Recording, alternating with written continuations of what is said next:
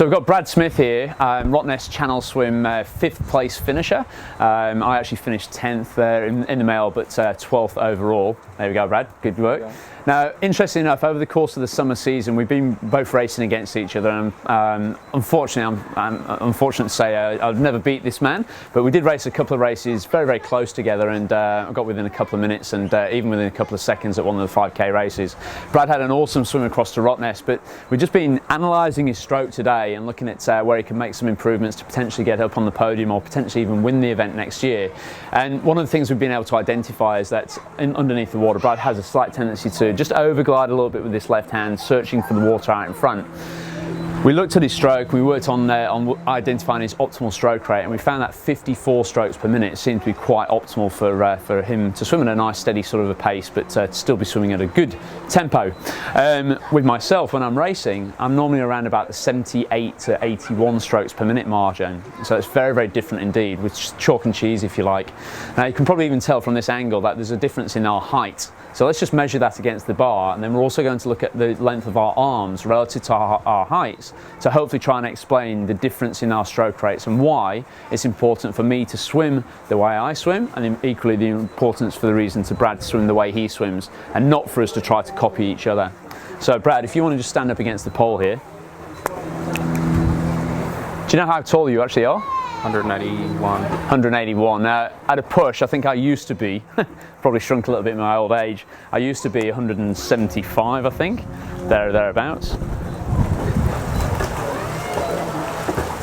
Okay, so if you want to just come in, Emma, and have a little look at that. So we have a gap of about 5 or 6 centimetres there, or in the old school language, around about 2 inches. Now the interesting thing that we're going to look at now though is the difference in the length of our arms relative to both ourselves and also to each other. So Brad, if you want to stretch down the pole here with your left hand, stretch all the way up as far as you can and see how long your arms are relative to your height. Okay, now we have a veritable albatross on our hands here. If we draw that on there and just stand away, Brad. Okay, so Brad's mark here, this is his height, that is the length of his arms. The difference there, probably get a measuring, it's going to be at least 5 or 6 inches, so around about 10 or 12 centimetres difference.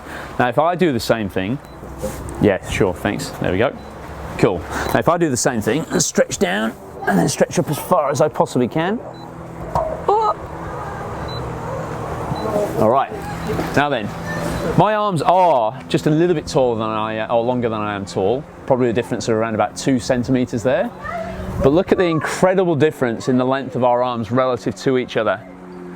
So to try to explain away the difference between somebody who swims at 54 strokes per minute compared to somebody who swims about 78 or 80 strokes per minute, it's right here on this pole. I don't want to be trying to swim with Brad's stroke, Brad doesn't want to be trying to swim with my stroke. It'd be a major disappointment for both of us to try and do that. And when we've been doing a lot of our training in the river down here in Perth together side by side, it's been very obvious, I think. You've mentioned it looks like I'm taking a lot more strokes than I'm doing, and of course I'm looking across at Brad and thinking, wow, he's a lot longer there. As you can see, not only is he a lot taller than me, but he's also a lot stronger in the shoulders, a lot broader in the shoulders. Let's also have a little look at the size of the hands as well. The difference there, look. So a much bigger palm size, look at that. Completely different. So it means that Brad is going to generate a lot more force than I'm potentially able to do because of the size of my hands, very, very small indeed. I just haven't got the ability to be able to hold the same amount of water. So I have to match that by turning the arms over quicker.